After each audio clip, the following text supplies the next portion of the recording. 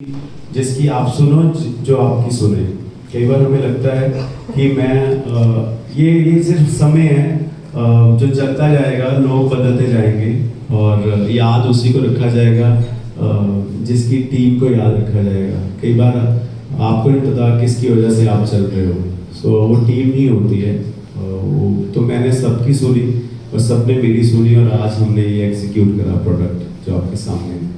Hi sir, मेरा सवाल आपसे ये है कि रिसेंटली नेहा के साथ अभी स्कैम हुआ है, यू नो दैट, सो क्या कुछ कहना चाहेंगे क्योंकि आपने साथ में काम भी किए हैं, सो ऐसा एज अ सिंगर के साथ जो शो पे उनके साथ वो है क्या असल में स्कैम? एक्चुअली उनको पेमेंट नहीं मिले एंड साथ में एम्प्लॉइज। तभी मैं हमेशा कहता हूँ शो से चढ़ने से पहले पूरी पेमेंट लो। मेरा ये रूल है, हमने ईमेल पे दिया हुआ है अपनी, जब भी मैं शो करने जाता हूँ कि 40% अब आएंगे, 30% अब आएंगे, बाकी 20 अगर ना भी आए बंदा शो कराए फैंस के लिए।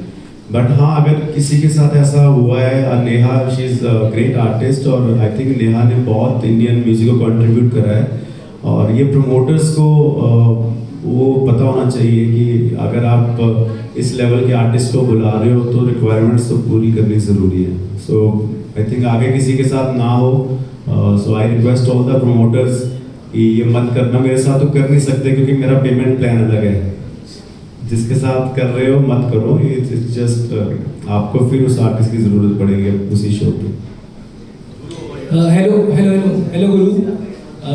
आजकल हम देख रहे हैं कि एआई का ज़माना है, आर्टिफिशियल इंटेलिजेंस, जहाँ पर किसी का भी गाना किसी की भी आवाज़ में लोग बना देते हैं।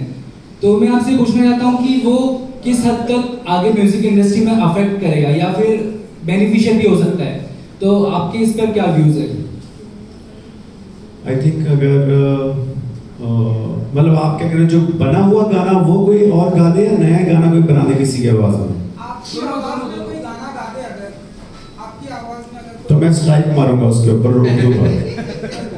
बट कई बार इस तरह भी होगा गुरु, थोड़ी आवाज में कोई पुराना गाना भी क्लासिक कोई बना सकता है यार, तो बढ़िया मजा आता सुन के, खुद को मजा आता है यार अगर मैं ये गा रहा होता तो कैसा लगता, मेरे को तो मजा आता है। कुछ नहीं, ठीक है, अगर बना भी रहे हैं तो I think that's creativity.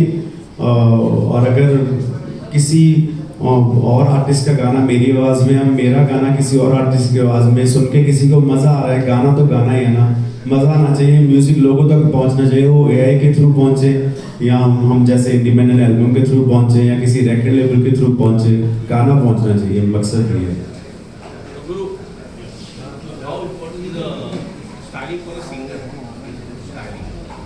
Depends on आप अपने आप को किस तरीके से देखते हो। जैसे मेरे को मज़ा आता है अलग अलग स्टाइल, अलग अलग एक्सपेरिमेंट करके। कई आर्टिस्ट हैं जो नॉर्मल रहते हैं, अभी मैं वैसे नॉर्मल लाइफ में ऐसा रहता हूँ, बट फिल्मों कह रहा हूँ, उसमें गानों में मुझे लगता है कि कुछ एक्सपेरिमेंट हो जाना चाहिए, बट ज़रूरी है क्योंकि people look up to you. कई बच्चे इंस्पायर होते हैं, आप इंस्पायर होते हैं आपको देख के, आपके जैसा बनना चाहते हैं, तो क्या पता कौन सी चीज़ आपकी उनको अच्छी लगे कि उनकी लाइफ ट्रांसफॉर्मेशन हो जाए। So I think it's important. Last question guys, anyone? किसी सिंगर से इंस्पायर्ड थे आप जो आज आप गुरु रंधावा इतना बड़ा नाम है आपका? मैं क्योंकि पंजाब से हूँ तो गुरदास मान साहब को सुनता रहा हूँ, बब्बू मान साहब को सुनता रहा हूँ, अमरिंदर गिल पाजी हमारे, उनको सुनता रहा हूँ। फिर तब जो गाने आते थे बॉलीवुड के फिल्मों के, तब तो आधा यही लगता था कि सलमान सर का गाना है, शाहरुख सर का गाना, पता नहीं था प्लेबैक में उदित नारायण साहब गा रहे हैं या कुमार सानू साहब गा रहे हैं। तो मैंने भी सब उन्हीं को सुना है जो लेजेंडरी आर्टिस्ट रहे हैं, और बेसिकली जिनको मैंने सुना है ज़्यादा पंजाब में, वो खुद लिखते और गाते थे, और वहाँ से इंस्पायर होकर मैंने भी खुद लिखना गाना शुरू करा, जो मेरी जर्नी रही। Thank you.